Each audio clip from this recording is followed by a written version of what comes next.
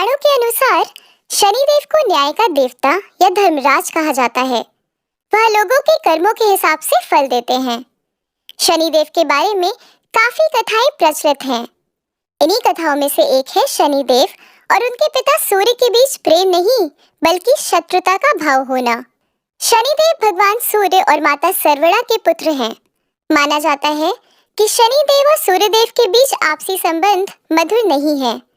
जानिए आखिर इसके पीछे की क्या है वजह। स्कंद पुराण की कथा के अनुसार सूर्यदेव का विवाह दक्ष की पुत्री संज्ञा से हुआ था।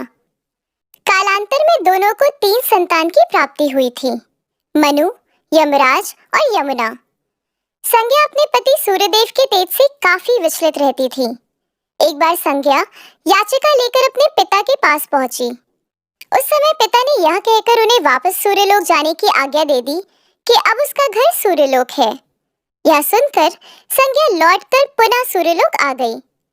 उसी समय संज्ञा ने सूर्य देवता से दूर रहने की सोची। उन्होंने अपनी हमशक्ल स्वर्णा को बनाया और बच्चों की जिम्मेदारी उसे देकर खुद तप करने चली गईं। स्वर्णा एक छाया रूप थी, जिसके कारण सूर्य के तेज का प्रभाव उस पर जरा सा भी नहीं पड़ता था। ऐसे में स्वर्णा और सूर्य से 3 संतानें हुईं, जो तप्ती, भद्रा और शनि कहलाईं। स्वर्णा ने इस बात की भनक कभी भी सूर्यदेव को नहीं लगने दी कि वह संज्ञा की छाया है। कालांतर में स्वर्णा से शनिदेव का जन्म हुआ।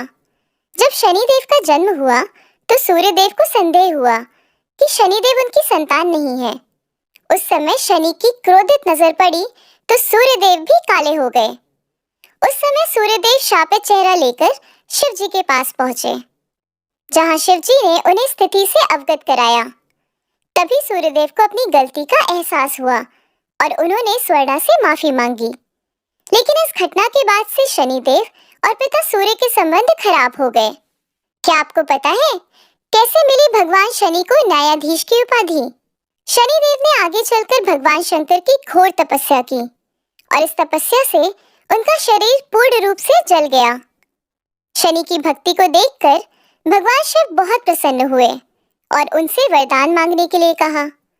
शनिदेव ने वरदान के रूप में मांगा कि वह चाहते हैं कि उनकी पूजा अपने पिता से अधिक हो, जिससे सूर्यदेव को अपने प्रकाश का अहंकार टूट जाए। भगवान शिव ने शनिदेव को वरदान दिया कि तुम नवग्रहों में श्रेष्ठ हो जाओगे और पृथ्वी लोक पर न्यायाधीश के रूप में तुम लोगों को कर्मों के अनुसार फल प्रदान करोगे। इसीलिए आज भी भगवान शनि को न्यायाधीश के रूप में पूजा जाता है और सभी ग्रहों में उनका स्थान बहुत ऊंचा है। अगर आपको हमारा चैनल पसंद आया तो और भी प्राचीन कथाओं को सुनने के लिए हमारे साथ इसी तरह जुड़े रहें। हमारे चैनल को लाइक और सब्सक्राइब करें।